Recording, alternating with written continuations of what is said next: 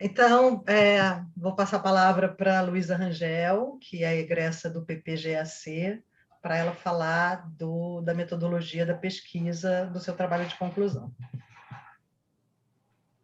Oi, gente, boa noite. Sou Luísa Rangel, professora de artes cênicas da rede municipal do Rio de Janeiro. Estou vendo que tem alguns colegas, Maria Fernanda, conheço, Suelen também. Não sei se todo mundo aqui é da rede municipal. Deixa eu só compartilhar a tela. Vocês estão vendo aqui a projeção? Sim.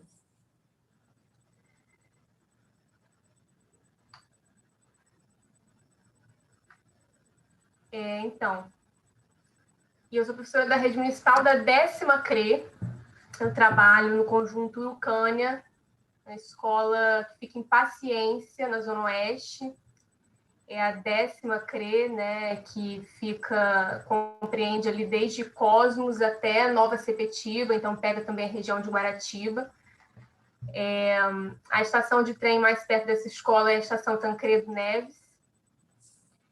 E vocês estão conseguindo enxergar tudo? É que para mim está cortado aqui. Mas está dando para ver tudo? Está dando para ver tudo. É só você minimizar, clicar ali naquele sinal de menos que a gente some e fica só a sua tela. Ah, tá. Bom, e a pesquisa, o título dessa pesquisa é Fale sobre mim, teatro e autoficção na escola pública. A Rosiane Trota foi minha orientadora.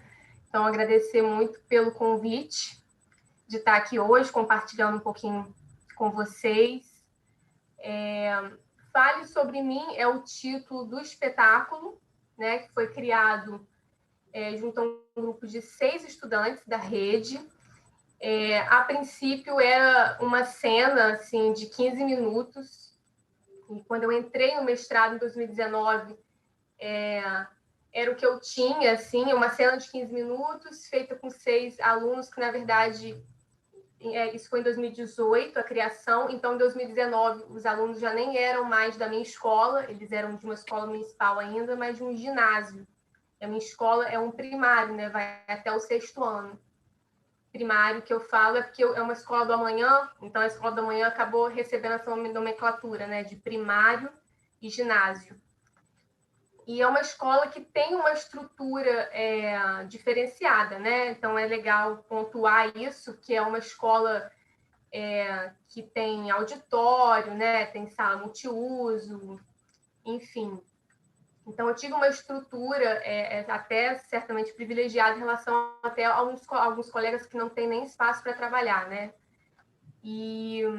Então, era uma sketch, o que eu tinha em mente quando eu entrei em 2019, eu queria falar sobre a experiência de ter criado essa cena de 15 minutos para apresentar no festival de teatro de alunos da rede, que foi o Festa 2018.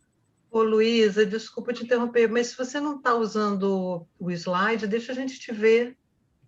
Ai, gente, tá. E como é que eu faço para voltar? Ah, tá.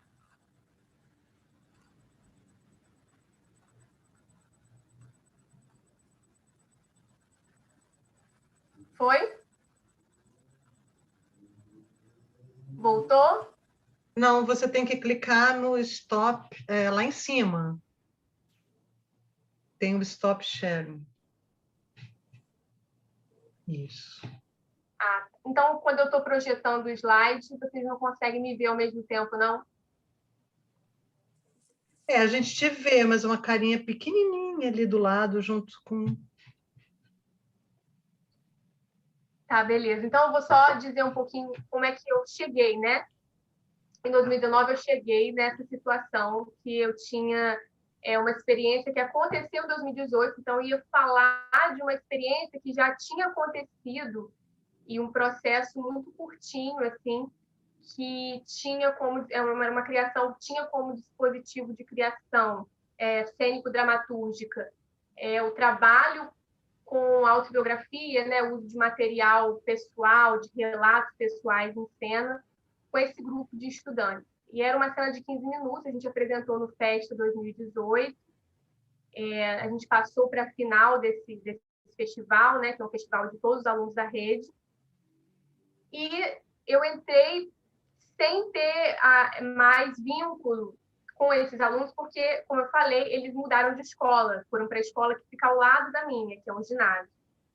Então, eu ia falar de alguma coisa que já tinha passado. Eu não tinha muita previsão assim de continuar com a pesquisa, nem me aprofundar na pesquisa prática, eu digo, né, de sala de ensaio mesmo, processual. Eu não tinha muito essa certeza de que isso ia acontecer. E quando eu cheguei no programa de pós-graduação, em ensino de artes cênicas, eu comecei a ver que tinha muitas possibilidades, né, e que a prática, inclusive, era muito fortemente incentivada e legitimada ali como saber, né? E me senti muito acolhida nesse sentido. E no primeiro semestre, eu comecei a repensar o foco da pesquisa. Eu pensei, poxa, já que é um programa que tem essa especificidade e que está abraçando isso, então eu vou tentar voltar para a sala de ensaio, para aprofundar essa pesquisa com os alunos. E eu tentei ali uma negociação com a direção, porque eu tinha que conversar com a direção da escola que eles estavam e a direção da minha escola, né? E achar ali um horário em comum, autorização para usar a sala e etc. E no meio do ano, acho que final de maio de 2019, a gente conseguiu voltar a se encontrar uma vez por semana. E eu vou passar agora, vou voltar aqui, tá? Para compartilhar.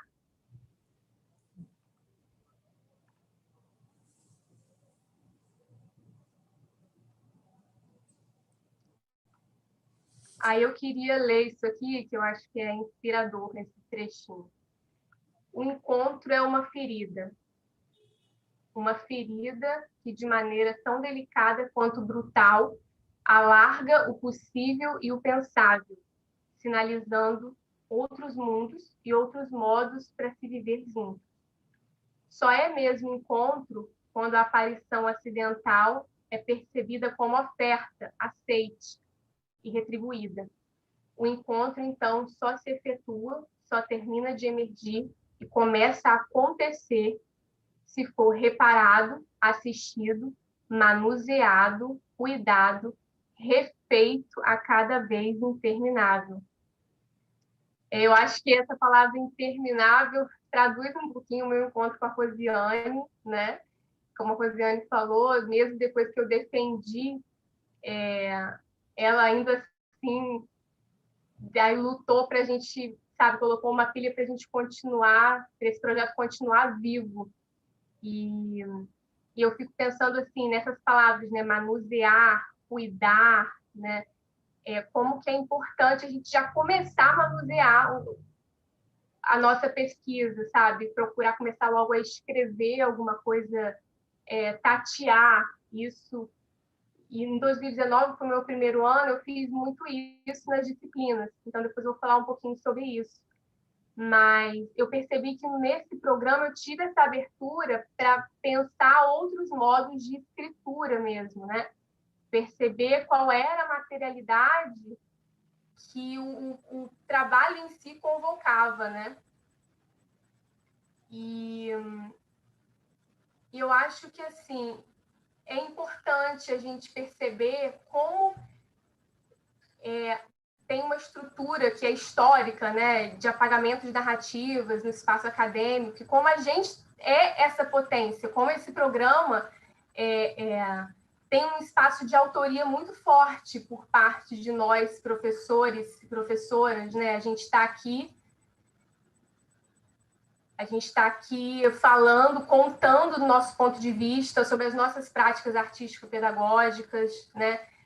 Narrando isso, criticando, propondo, experimentando.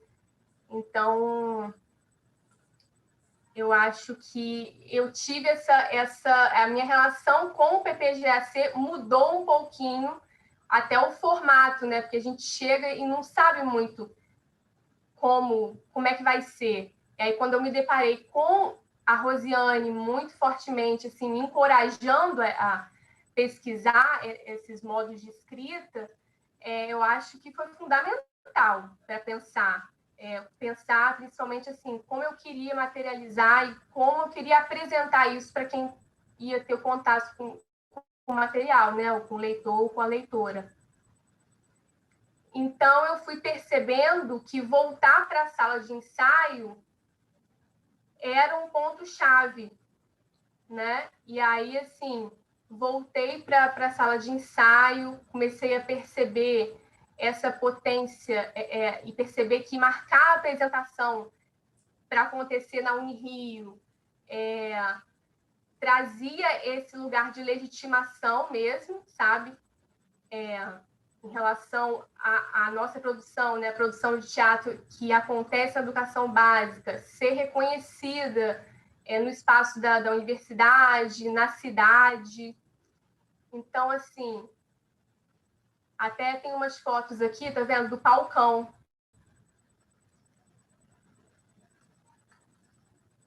Lá, eu convidei a banca para estar presente, né? Então, assim, não era minha qualificação, não era a minha defesa, mas a banca estava lá. Eu fiz esse convite, eu propus essa primeira aproximação, que eu acho que é importante de pensar a relação com a banca, né? Quando vocês estiverem escolhendo aí a banca, pensar se o trabalho de vocês também demanda uma relação mais processual mesmo, né?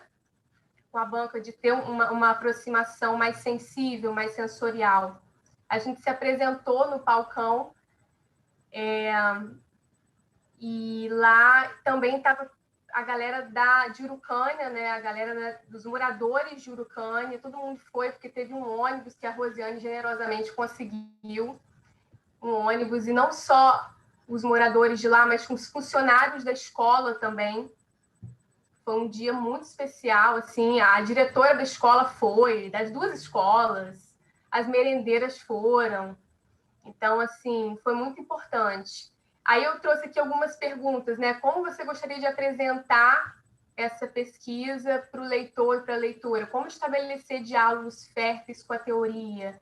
Como convidar a banca para uma relação mais processual, relacional com a experiência sobre a qual você está se debruçando?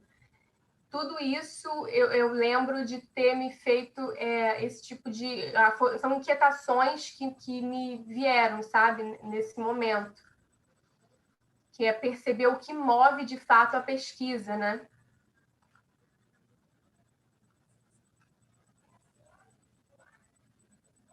E aí, então, o que movia? Quais eram as perguntas que moviam essa pesquisa? São essas aqui. Para além da representação que a escola faz dos educandos e educandas, como seria ouvir a história deles a partir de si mesmos? Então, assim, a relação com a dramaturgia, de ser autoral, né, de ter uma valorização das experiências de vida desses alunos, foi fundamental me perguntar isso. Como criar estratégias para que a juventude coloque em cena a sua visão de mundo? Né, a gente diz muito que tem um teatro que é feito para crianças e adolescentes, mas e o teatro feito por jovens, por adolescentes? Como é que podemos performar nossas subjetividades? Eu acho que o teatro traz essa dimensão, né, de um trabalho com a subjetividade muito forte. E aí, a estrutura do espetáculo, ao longo de 2019, que foi o meu primeiro ano no mestrado, foi quando a gente conseguiu se aprofundar de maio até novembro. A gente conseguiu se aprofundar nessa criação. Só que eu também me coloquei em cena por uma provocação da Rosiane e da professora Joana, que estava fazendo uma disciplina, e aí elas trouxeram essa provocação, né, de como você apresentaria sua pesquisa com uma cena. Isso era parte da disciplina, uma proposição, acho que foi da Joana Albuquerque, né Rosiane, o sobrenome dela. E então, quando eu fiz essa cena para a disciplina, para falar um pouquinho sobre a pesquisa, acabou virando assim uma palestra performance. Eu apresentei o processo ali, expus o processo, ao mesmo tempo falei um pouquinho dos referenciais teóricos e trouxe uma perspectiva pessoal, né? Uma professora que pega o trem, que vai dar aula longe de casa, enfim, como é que isso tudo atravessava também a pesquisa. Então, acabou o ano de 2019, eu tinha essa composição, que acabou sendo o primeiro ato da peça. Então, eu me coloquei nesse mesmo exercício que eu estava propondo aos alunos, eu também me coloquei em cena. Então, acabou quebrando um pouco assim com a hierarquia também, né? Foi muito legal o dia que eu apresentei a cena para eles, contando um pouquinho da minha história de vida, falando da pesquisa com eles. E eles também estavam no mesmo exercício, fazendo esse mesmo exercício. Então, foi muito legal. E o segundo ato, os alunos invadem assim, um balcão e dominam a cena e eu me retiro de mansinho. Então, a peça ficou com essa composição de 2 atos, né?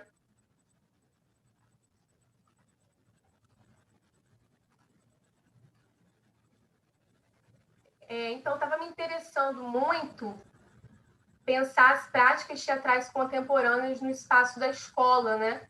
Porque eu tinha essa inquietação de procurar publicações e referências com esse trabalho crescente que vinha no teatro contemporâneo, que é um interesse pelas narrativas autorreferentes, né? Um interesse pelo uso de materiais autobiográficos como dispositivos cênico-dramatúrgicos, e como isso se reverberava no espaço da escola, no teatro que se faz na escola. Então, quando eu entrei, eu tinha muito essa sede de tentar achar a bibliografia nesse sentido, e eu percebi que ainda é pequena, né? A gente tem mais no campo do ator, né? No trabalho do ator, no teatro de grupo, de dramaturgia, essa relação, mas com experiências nascidas na escola, mais com uma relação de teatro contemporâneo, eu senti uma falta disso. Eu falei, então está na hora de eu começar então a escrever e tentar, enfim, aí com a turma também eu percebi muitos projetos interessantíssimos. E eu acho que tem essa dimensão, né, de que cada vez mais a escola, o teatro na escola solicita esse corpo, essa ideia de presença mesmo, né, esse corpo em experiência, valoriza gestos autorais, né, trazer a dimensão do encontro com o espectador, uma cena menos ilusionista, né, e os estudantes nesse espetáculo eles estão em cena como testemunhas de experiências reais, eles estão ali como eles mesmos, entendendo a dimensão política dos seus corpos ali, né? Não tem tanto essa relação com uma ideia tradicional de personagem. Então, as inspirações foram o teatro documentário, né? Campos do teatro, como teatro documentário, a autoficção, teatro do real, e principalmente convocar os jovens a se relacionarem com seus arquivos de vida e produzirem seus próprios escritos, esse gesto de autoria, né? Então, a gente trabalhou manuseando memória, trabalhando com relato pessoal, né? Entendendo a amplitude histórica disso. Ao manusear uma memória, um relato pessoal, estamos dialogando com uma memória coletiva, uma cultura, um modo de vida. Essas experiências artísticas contemporâneas reconhecem o íntimo como político. Então, assim, durante o processo, a gente foi entendendo essa amplitude histórica, entendendo o particular também como público, e essa dimensão mais ampla mesmo, né? E durante os escritos, eu achei muito relevante colocar em um dos cadernos, depois eu vou falar da estrutura, né? Que os escritos acabaram ficando uma estrutura de 3 cadernos. Em um dos cadernos eu coloco também os escritos dos alunos. Então, acho que é interessante também perceber assim, o registro do processo. Eu guardei todos os papéis que eles escreviam, além de fotografar por si só, né? Aí uma dimensão política, né, do projeto. Escrever e performar em primeira pessoa é uma maneira de reunir diferentes perspectivas da nossa cidade e do nosso país, especialmente se levarmos em consideração que estão em cena estudantes e professoras de escola pública da periferia do Rio, sujeitos frequentemente excluídos da cena social e política do país. O uso de documentos e arquivos pessoais em cena também propõe uma revisão historiográfica frente às narrativas hegemônicas. Evidenciar a presença desses sujeitos enquanto corpos testemunhos é também confrontar lógicas de apagamento. Eu acho que, assim, nós, professores, temos muito essa noção, né, do quanto a juventude das classes populares reivindica a autoria o tempo todo, sabe, em sala. Então, muitas vezes, eles não se reconhecem nas narrativas ou nas dramaturgias que a gente acaba apresentando, né? E o quanto é importante realmente colocar a mão na massa e abrir esse espaço.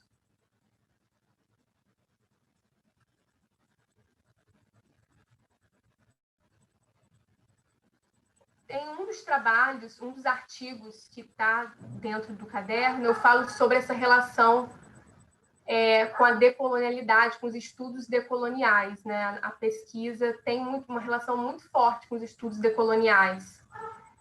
Trabalhar com dramaturgias mais plurais e decoloniais pode ser um movimento capaz de descentralizar narrativas, colocando em cena outros pontos de vista, outros corpos e outras sonoridades. Reconhecer os saberes populares, propondo protagonismo para os excluídos, desestabilizando a perspectiva eurocêntrica e universal das linguagens artísticas, manusear memórias ancestrais, cósmicas, históricas, coletivas, assumir reflexões e críticas políticas frente a situações de opressão. Então, esse trabalho traz uma proposição também realmente de assumir uma reflexão. Eu trabalhei muito com perguntas, eu levava perguntas disparadoras para o ensaio, e essas perguntas convocavam um posicionamento pessoal, crítico, claro, atravessado pelas experiências deles, né? E eu trouxe uma citação aqui também da Grada Quilomba, que fala dessa... Ih, gente, tem um cachorro latindo pra caramba aqui, vocês estão ouvindo? Que é um livro da Grada Quilomba, que vocês devem conhecer, Memórias da Plantação. Eu acho que é importante quando a gente fala dessa percepção, né? Quando a gente começa a escrever a nossa história, né? Do quanto que a gente começa a se enxergar como sujeito da nossa própria história. É esse livro aqui, Memórias da Plantação. Enquanto escrevo, eu me torno narradora e escritora da minha própria realidade, autora e autoridade da minha própria história. Nesse sentido, eu me torno a oposição absoluta do que o projeto colonial predeterminou. Essa foi uma referência importante. Então, como eu falei, eu levava perguntas para o ensaio, perguntas disparadoras. Eu formulava essas perguntas pensando muito, né, no que esses adolescentes queriam discutir, mas eu não me interessava tanto a resposta em si, mas o que essa pergunta movia neles, né? Que estados eram ativados ali no gesto de falar de si?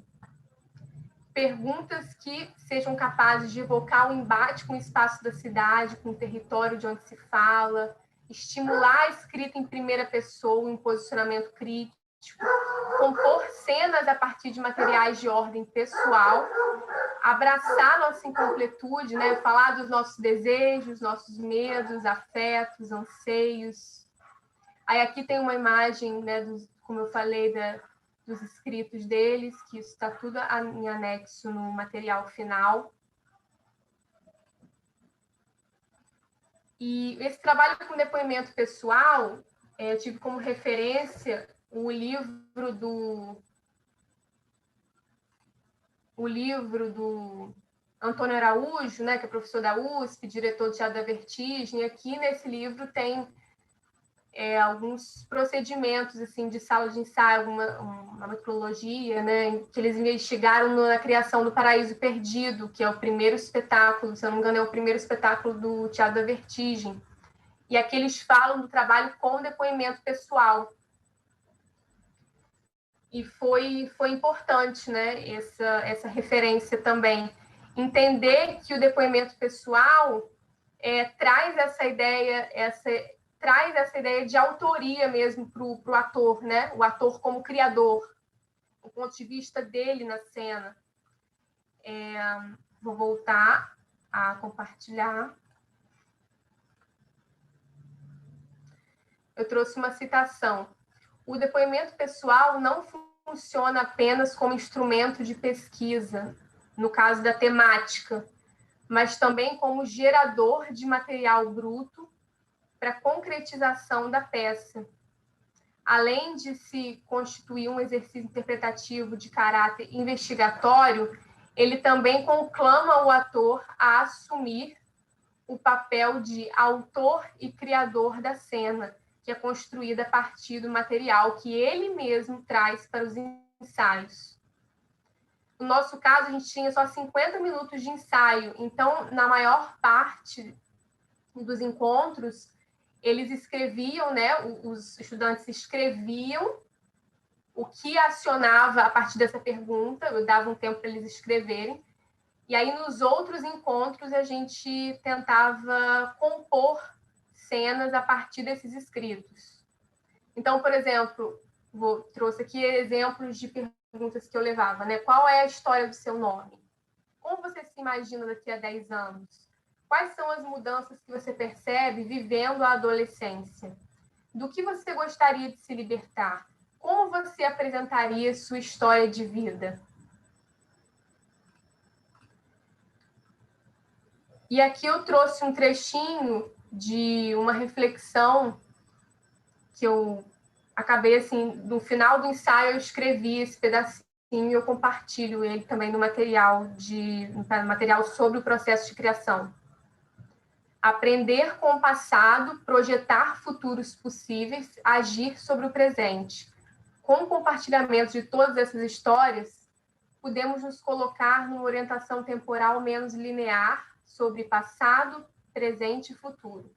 Despertamos para experiências que nossos ancestrais tiveram, conectamos-nos às suas lutas e reconhecemos que ainda há repetições estruturais de opressões. Isso bastou para percebermos o quanto é importante nos engajarmos na construção do futuro que tanto queremos. No final de tudo, Maria Paula me entregou esse desenho. Maria Paula é uma das alunas. Ela me entregou esse desenho. Foi num dia que a gente conversou sobre ancestralidade, né, a história dos nossos antepassados, e também anexei essa imagem no material. Aí aqui algumas inspirações artísticas nossas na sala de ensaio, né? Frida Kahlo e a relação com o autorretrato, Carolina Maria de Jesus, a relação dessa escrita em primeira pessoa, uma mulher, né, da periferia escrevendo em primeira pessoa, ousando escrever em primeira pessoa.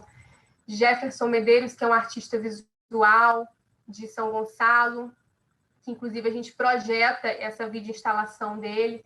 Ele tem uma pesquisa sobre violência e ações cotidianas. E a Janaína Leite, que é uma referência do teatro, né? Que até tem um livro que eu também falo um pouquinho sobre autoficção, autobiografia, que é o livro dela chamado Autoescrituras Performativas, do Diário à Cena.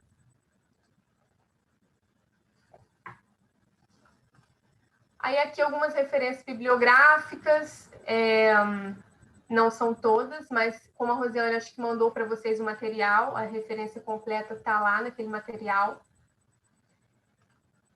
Bom, aí o formato final, para compartilhar com vocês como eu pensei o formato final.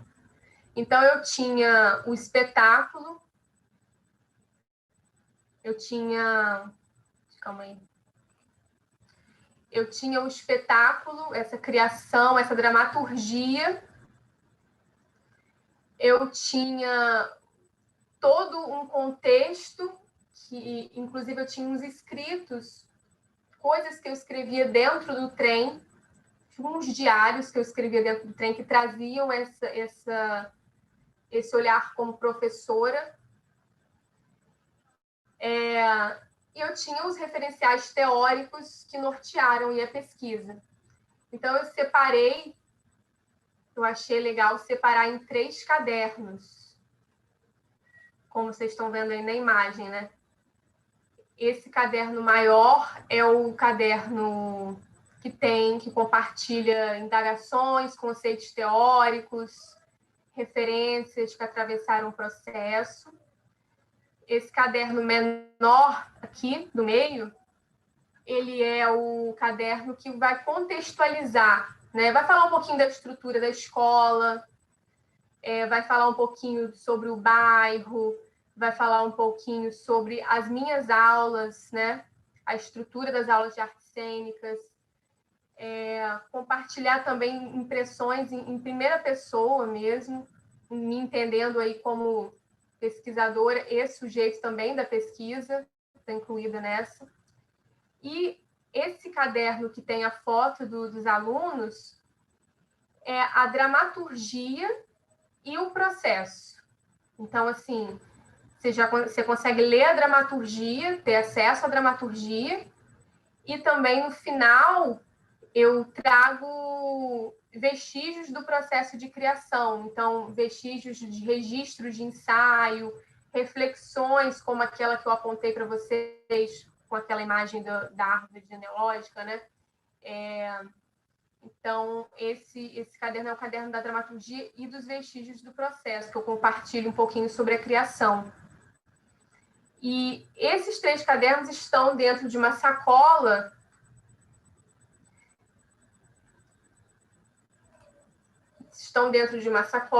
que é essa sacola aqui. Eles estão aqui dentro. E por que eu pensei numa sacola? Olha, eles estão aqui. Eu pensei numa sacola porque traz uma sensorialidade, sacola de professora, né? Eu moro muito longe da escola e passava o dia praticamente... Os textos do mestrado eu lia dentro do trem, passava quase 2 horas no trem, e algumas coisas eu escrevia dentro do trem. Então, eu acho que traz a sacola de professora, né? Os cadernos estarem dentro dessa sacola de professora, porque eu sou uma professora que anda cheia de sacola, não sei se vocês se identificam comigo, antes da pandemia, né? Então, traz essa materialidade, essa sensorialidade do circular pela cidade. Inclusive, já está circulando, porque, como a Rosiane falou, essa verba que ela repassou, né, para o projeto, a gente conseguiu fazer 50 sacolas dessa, com os livros, e eu estou disparando essas sacolas para alguns centros culturais, algumas bibliotecas, mas não só isso. Eu estou repassando e ela está ficando 1 semana na casa de cada morador. Então, por exemplo, ela já está circulando em Campos dos Goytacazes, que é a cidade que eu nasci, já está na 3ª pessoa que recebeu, e a pessoa recebe a sacola, tira uma foto, me manda, é uma performance que eu criei depois da defesa, né? A pessoa me manda a foto e fica 7 dias lendo, se relacionando com esse material, e depois passa para uma outra casa. E assim a ideia é fazer também circular aí os saberes que a gente produz. Algumas pessoas não têm acesso à internet, né? Então, como também fazer chegar essa pesquisa, sair um pouquinho da prateleira da universidade e adentrar em outros territórios. Então, gente, eu não sei se eu falei muito rápido, eu acho que eu me atropelei um pouco, porque eu fiquei meio tensa, né? Mas estarei aberta a perguntas, mas antes eu queria passar o documentário, que é um curta-metragem que fala um pouquinho sobre o projeto. Então, eu vou fazer assim, eu vou disponibilizar o link para vocês no chat, que está no YouTube. Aí tem 12 minutos. Aí vocês clicam, assistem e depois voltam para cá, entendeu? Vocês acham que rola? Espera aí, então eu vou passar para vocês o link. Porque se eu compartilhar aqui no share screen, eu acho que vai ficar travando. Então é melhor vocês, cada um, clicar aí no link que estou colocando agora.